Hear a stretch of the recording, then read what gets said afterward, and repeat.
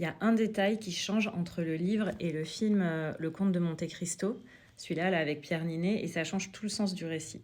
Dans le livre, Edmond Dantès, c'est un enfant pauvre d'un père très pauvre.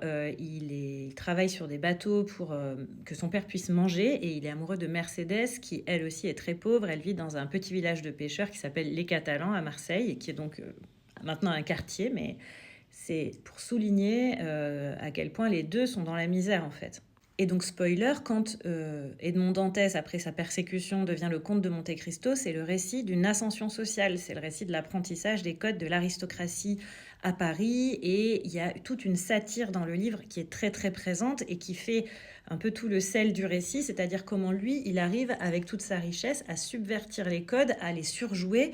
Et tout d'un coup, les milieux bourgeois, aristocratiques apparaissent dans leur pingrerie, dans leur recherche de pouvoir, et lui, il va jouer de ça pour prendre sa revanche. Donc c'est aussi une revanche de classe. Et ça, on ne le retrouve pas du tout dans le film. C'est-à-dire que même Mercedes, elle est présentée comme venant d'une famille qui lui permet à lui de faire un bon mariage, c'est un bon parti.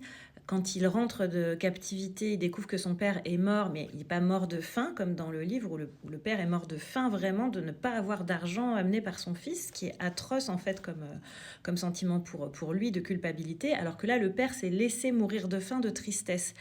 Et alors, c'est les mêmes éléments, mais ça change quand même quelque chose, qui est que, du coup, la revanche, elle perd cette revanche de classe. Ou en tout cas, l'ascension sociale qu'il va faire est réduite, et du coup, c'est pas traité comme un axe narratif principal. Bon, et une des conséquences, c'est que ça peut un peu affaiblir la puissance du propos. Et donc, pourquoi ce choix narratif? Et en fait, c'est vrai qu'en regardant qui a fait ce film, là, je vois un petit nom qui est Alexandre de la Patelière.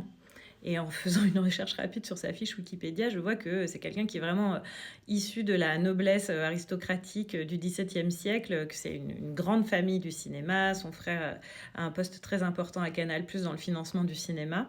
Bon, alors ceci n'explique pas cela, il n'y a pas forcément de causalité, mais n'empêche que ce qu'on remarque, c'est que les réalisateurs et réalisatrices ont toujours tendance à faire plutôt des récits qui correspondent à leur représentation du monde, à leur expérience du monde. Et que donc pour quelqu'un qui vient de la noblesse, il y a peut-être moins d'enjeux à raconter une ascension sociale qu'un réalisateur ou une réalisatrice qui viendrait d'un autre milieu et qui s'identifierait à Edmond Dantès d'une autre façon.